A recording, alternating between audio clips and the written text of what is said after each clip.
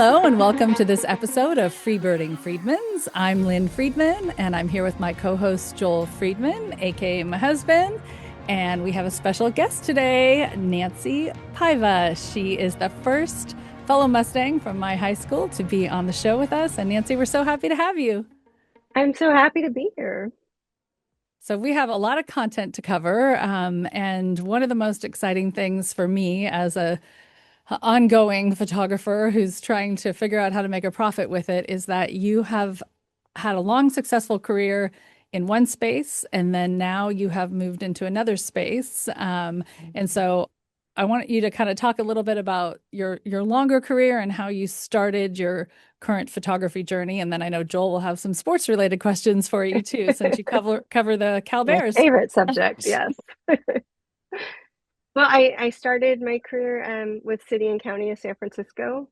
I went in, I was a meter maid for a while, and then I jumped over to be a 911 dispatcher, I did about 10 years uh, as a parking control officer is the proper way to say it. And then I was a 911 dispatcher, and that was how I retired from there 22 years after that. So 32 years total with the city.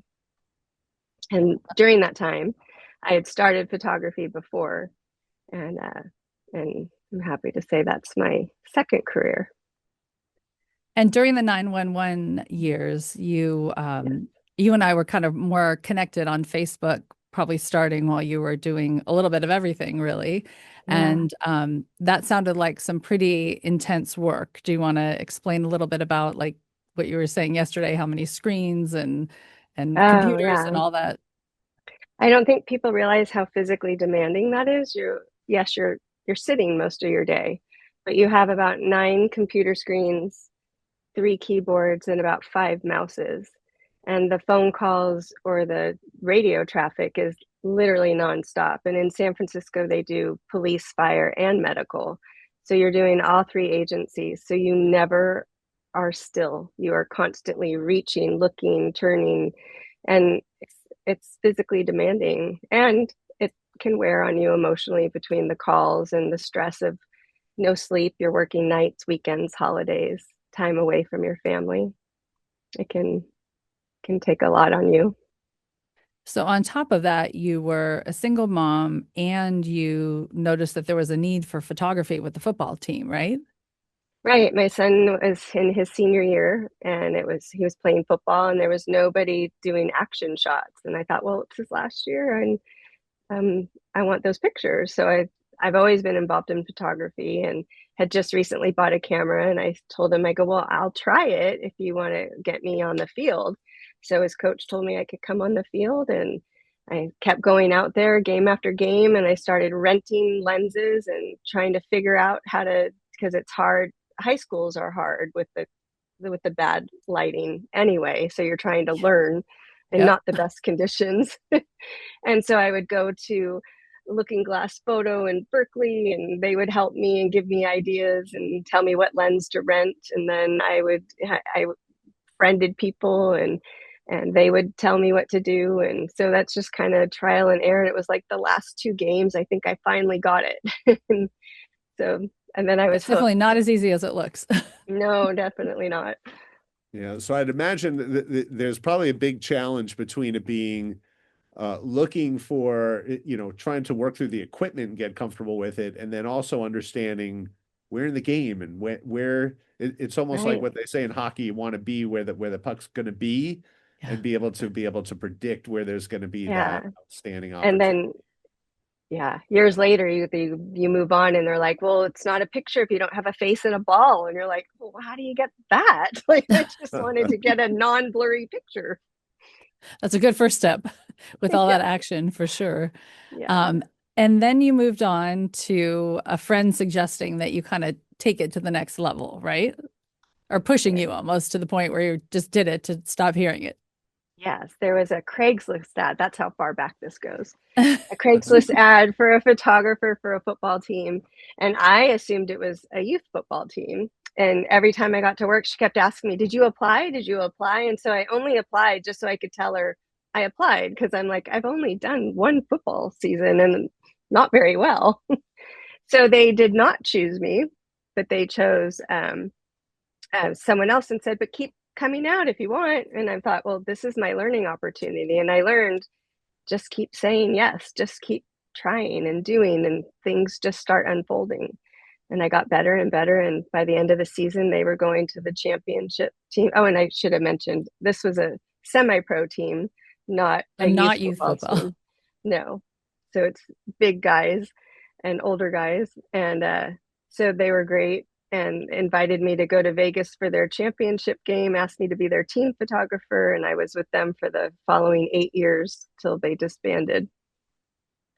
And how did that help you through some of the other personal struggles that you were going through at the time? I know your Uh, son did a big sacrifice for our country, so you can take it from there. yeah, I was, yeah, he signed in July. He was going to Laney College and they were great. They were setting him up to transfer to other schools, and he was supposed to play football for them, was going to practice. And it was like 4th of July weekend. He said, Mom, I need to talk to you. And I'm going to join the Army. So that was never on my bingo card. And so he took off to join the Army, and the team sort of stepped in as a bunch of substitute kids for me. Mm. It was just great to be there every week with them when your son is so far away. And how long was he abroad or uh, on He assignment? Deployed. deployed Sorry. he Yes. deployed fairly soon, and his deployment was, I think it was 6 months, but then he was stationed in Fort Drum, New York. And so he was always off on these training missions. So the time to see him was very limited. And so, yeah, that it was great having all those kids to be with and stay busy. I stayed over busy, and that was the other thing. I was, really trying to get the photography thing down. And I was after work, after doing a 12-hour day, you would run home and hit a basketball game or a football game, just trying to learn more and more. And was your daughter still in high school at that point, or? She was, and she was at that social age where she wasn't home a lot either. She played volleyball and Yeah. had her friends. So I didn't want to be home alone. So you Yeah. stay Too busy. much time to think. So you Yeah, never let your mind or your craft idle, really. You kept yourself really busy. Do you think almost yeah, too busy or? definitely too busy. I Yeah. I realized when he came home that I was just on autopilot. I was just trying to survive. Okay, let's jump forward a little bit to where, Joel's current interest in what you do now is super high because Well, because we mentioned the California Golden Bears. And Okay, so go Bears. I think I was introduced to you through your photos, actually long before I met you in person. Um, so really interested. Obviously, you do some brilliant work. Thank I you. love the pictures that you get from the Golden Bears. Interested in any stories on how you got it, B, any really interesting things that have happened that you can talk about, sort of interacting with the team. And then have you ever been in fear of a tackle or Oh my a God. hazard on site as a result of some of the work that you're doing? I have had some very close calls. And I always think if I'm gonna get hit, just let me get the shot. I'm not gonna stop shooting. But yeah, that I work really hard to keep my head on a swivel, and you never turn your head when the ball's in play, especially. But yeah, I find that in photography, really networking is the most important thing. And I had gone to a sports workshop and met up with a group of ladies, and one of them did the water polo for Cal. And she said, sometimes they need people for football, put your name in. And I got a call for like the last game of the season. And so I went, and it was just so great to be on a college football field. And that was one of the regrets. I wish I had taken my kids to more college games because they're just fabulous. You keep going to NFL games, but go where the bands are and the cheerleaders and all that energy. It's just great to be there. love So, the and college I was, football environment. Yeah. yeah, yeah. And I was asked to come back the following year. And so, mostly for Cal, though, it's other teams will hire me that are coming from, Oregon will come, and like a news agency will hire me to, to work for them. So it's not always for Cal when I'm at Cal. And there's also other less exciting things like taking pictures of the sponsor signs, or, there's so many different avenues in photography that you don't really consider. And you're not volunteering anymore. You're under contracts. They're asking you to go to the big games, the I, finals, the I still do both. I still do both. I'll go still out about. there, you call it spec work, where they'll buy some of your images, or other teams will hire you, at the last minute because you've got the credentials to be there.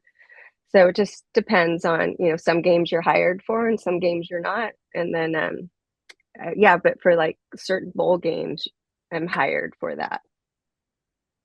Yeah, no, that's great. It looks like you sometimes have to choose. You're almost like some of the top colleges out there having to pick which of the bowl games that you'll go to.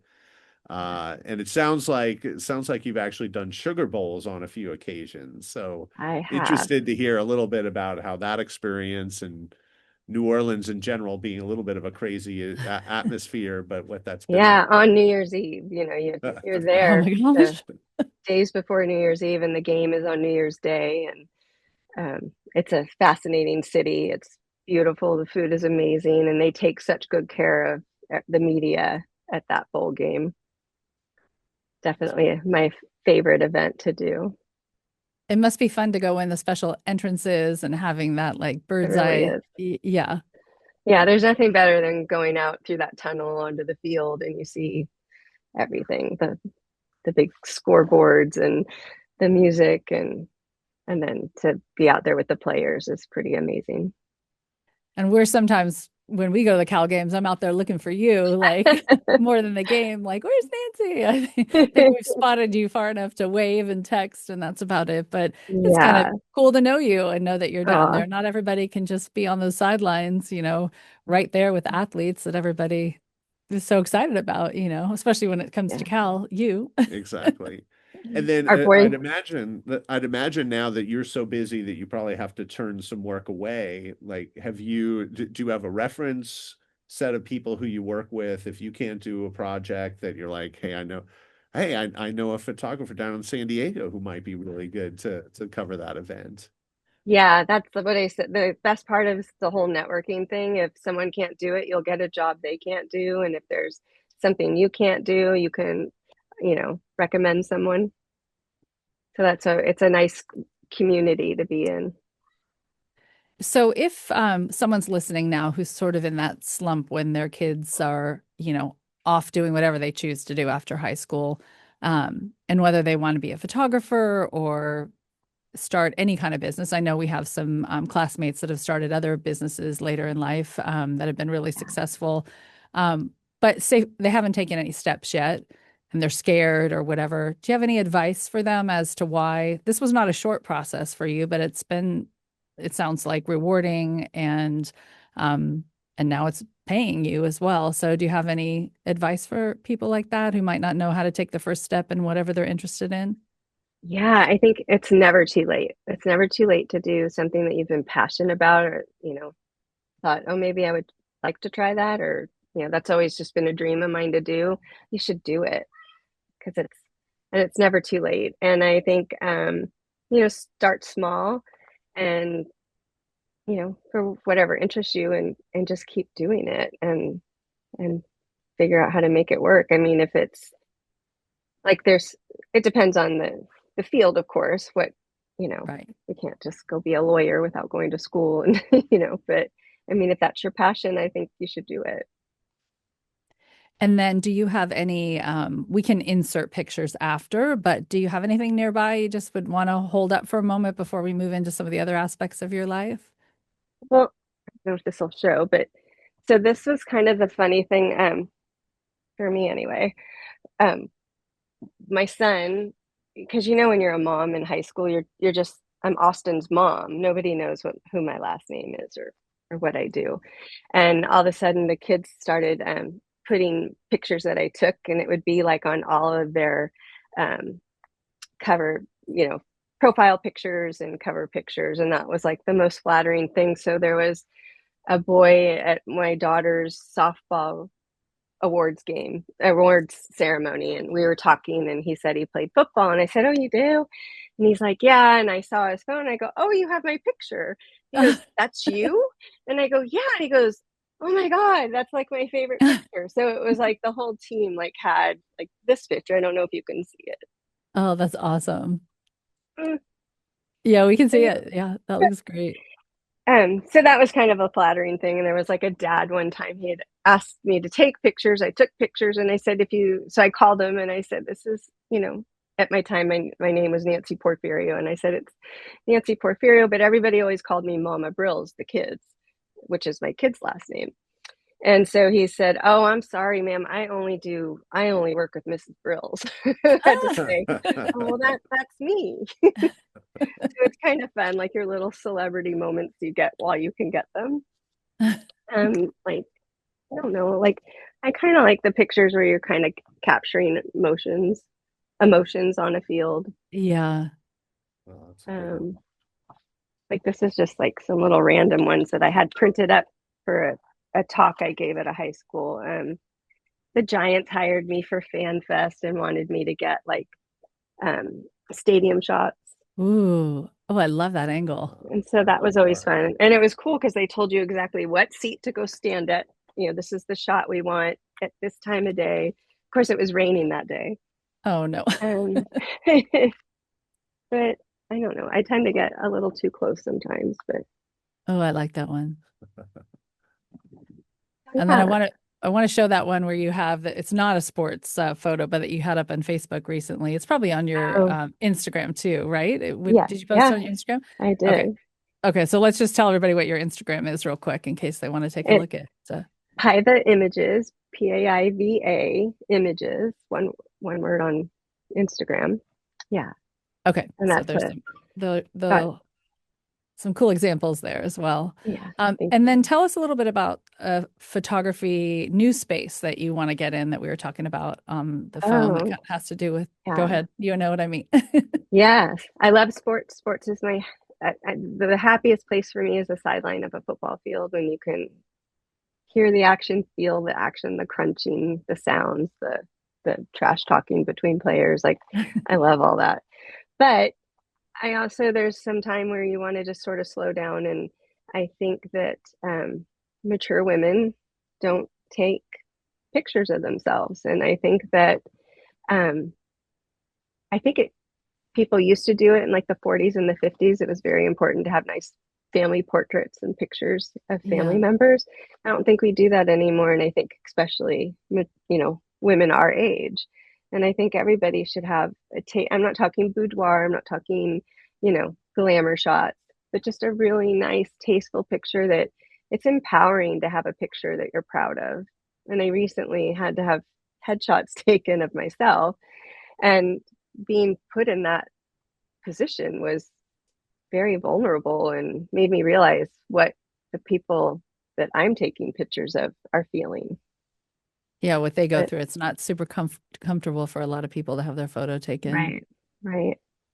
Yeah, and people become more self-conscious over life. It's not like you're 21 years old Oh anymore, yeah, and yeah. feeling it, but to realize that there's a lot of interest. It reminds me almost, Lynn and I love the movie Shrinking on Yeah. Apple, and there's just that talk about between scars or wrinkles. It's like not a negative, Hmm. it's actually evidence of a life It fully is. lived, and Hmm. that really is Right, something that a great photographer, I think, can bring out as they go through that process as well. right. I agree. I think with lighting and posing, you can bring out a very flattering, beautiful side of you.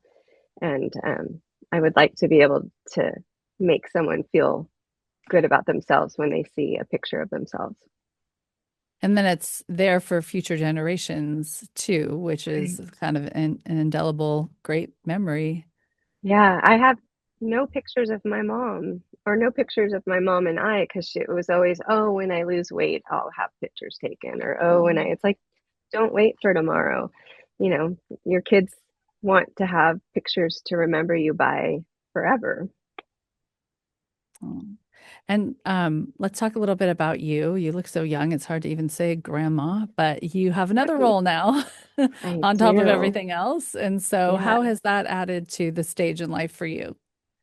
It has been such a blessing because it's really hard when your kids grow up and move away and have their own life, and you just feel like you're just tagging along. And then they have kids, and all of a sudden you're needed again. And it's so rewarding. It's so fun because you get to play and do all the things with them, and then they go home and you have your me time again. What's your favorite thing to do with your granddaughter? We have we go on these little adventures. For Christmas one year we did 12 adventures every month, so she loves plays. She loves to go to tea at the fancy tea places in San Francisco. Oh, And we just have we've been taking the dogs for a walk. I see her like once a week, and so we've been out hiking with the dogs, and that's fun. And just she's just a little old soul in this body that she oh, says the funniest things and is very I just enjoy our time together. And we go to Giants games, and yeah, so she's oh. And been then she such a was able blessing. to meet your dad, right? Because I feel like she had some really sweet things to say to you during some hard times there.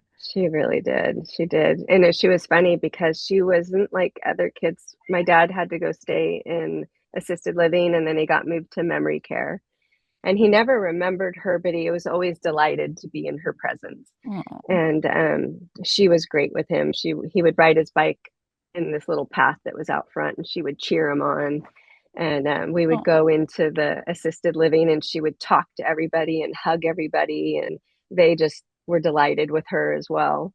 So oh, that was always such a fun thing, that she wasn't shy and she didn't want to, because they're, you know, older people, and you know, you don't know them, can be kind of scary for little kids, and it's not her.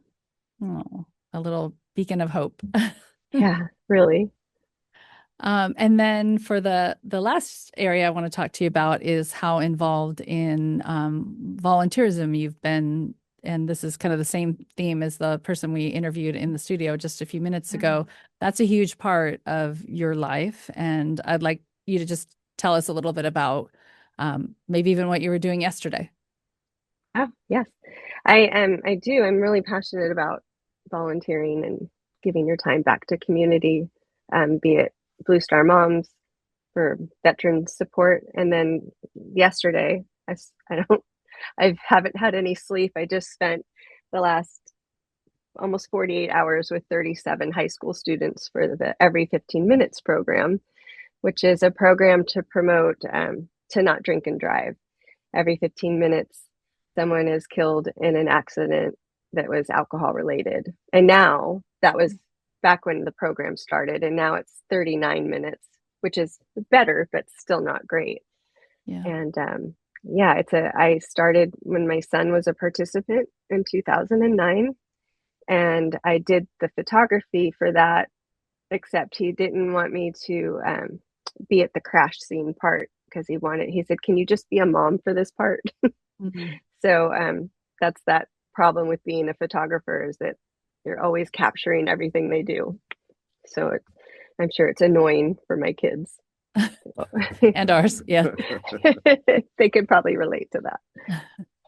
But yeah, so I then the following year I began chaperoning and still taking the pictures for it. And we take the kids to a retreat overnight. They're speakers, and they really open up to us, and they really grasp what we're trying to teach them. And then the next morning they have a like a memorial service, and that's very emotional, and it's emotional for the parents involved, for their parents. And then we get together for a lunch after, and then everybody goes home, and you're exhausted, but your heart is full and full of faith that what you've spent the last 6 months trying to teach this group of kids is going to stick, and they're going to spread the word to their friends and family. Yeah, no, I think that's amazing work to be part of. And even though every 39 minutes is way too much, that's, Yeah, more than twice the interval than yeah, what it was before. So Yeah. it's everything doesn't change on a dime. And I think as people learn mm, more and as you make it more visceral and more real in that yeah, experience, people will realize the consequences of a decision. And an Uber app is a very easy way to solve a Hmm. problem if you've made definitely. some other previously not so great choices, that still get you home safely. Right, For sure. right. How does your experience, all of your experience, sort of weave into you being passionate about this particular cause? It's definitely passionate. I grew up in a law enforcement family and then doing the dispatching as a first responder, you Yeah. know, you get those calls and you have to send officers to make those notifications. And that's just a devastating thing that doesn't have to happen. You just had to make a different choice. And like that was one of the things that I was explaining last night. It's accidents happen. They can't be avoided, but sometimes if you aren't under the influence, I mean, even if you're not, when you're a minor, you're not supposed to have any alcohol in your system anyway. Right. But even just a little bit can impair your judgment to a certain degree. And alcohol makes you make bad choices. And so you probably wouldn't have done half the things you would do if you weren't drinking. So it's just about deciding ahead of time. I'm going to drink and I'm going to make a plan on how I'm going to get home now, not I'm sure I'll be fine, you know. Hmm. Yeah, you're making a huge difference with that. And with your first responder role, you mentioned something yesterday that's kind of been echoing in my head, how you don't ever get to know what's the outcome. You don't ever know that. Could you tell me how you said it yesterday? Like, Yeah, it's like reading a book and never getting to read the end of it. Like you get the call and you get the whole beginning part and you send help and help gets there and you never find out what happened at the end. Was there a happy ending? Was there a sad ending? I don't know. You never get to find out.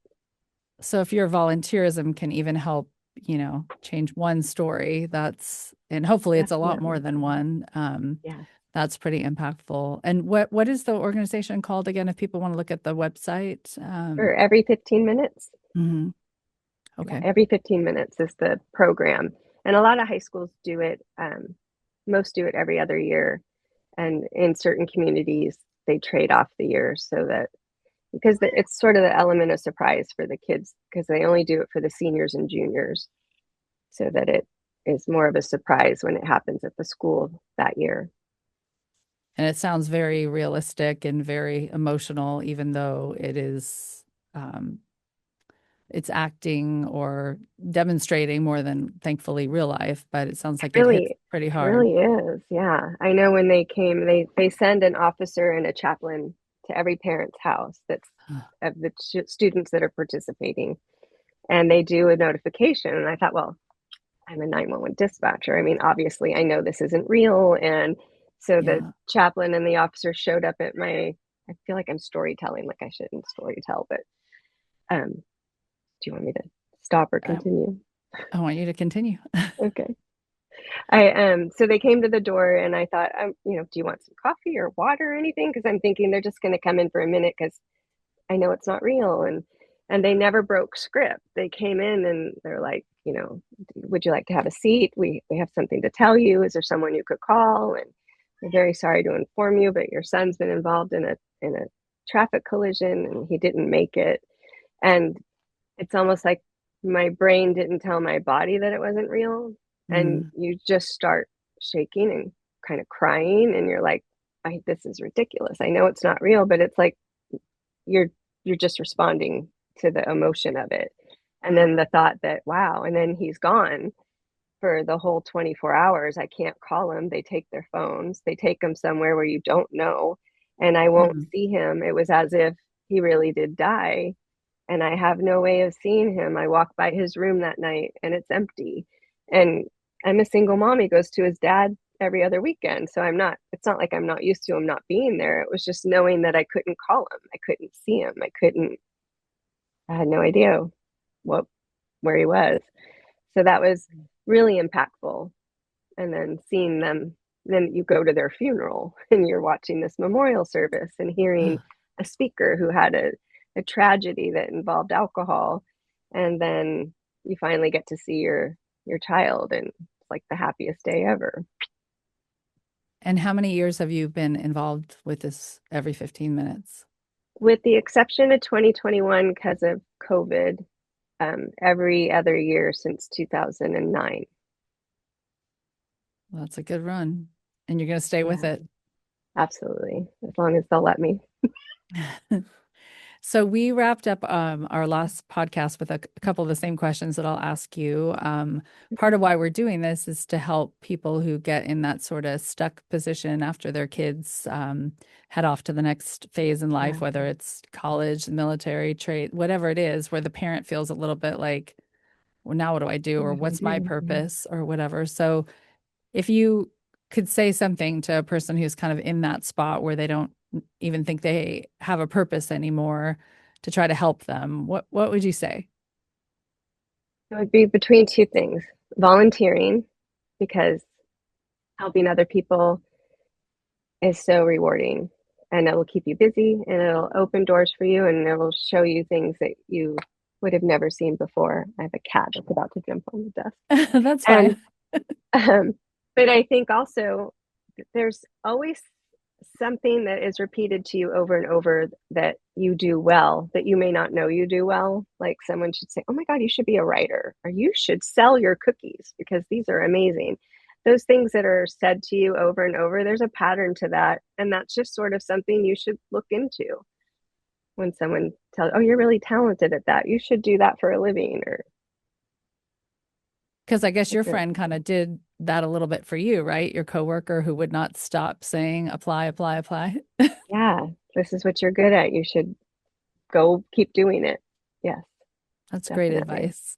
Well, before we wrap up, do you have any other football chat you want to do? So no, I'm definitely looking forward. I think it's an exciting new season coming for Cal with a new head coach coming on Yeah, board and a full new team and of course a Heisman Trophy winner who graduated from Cal. That's bringing right. our I attention. still think of him You as know, he ours. did it He's in ours. Indiana. Yeah, he was So is he's Yeah, Joel. he still called he was called ours himself first. out as a Golden Bear. Yeah, You know, he he just had does. 1 year at Indiana, and boy, did he make Such a sweet boy. I know he's a man, but just loved him. Always loved him. He was always polite, so nice to work with.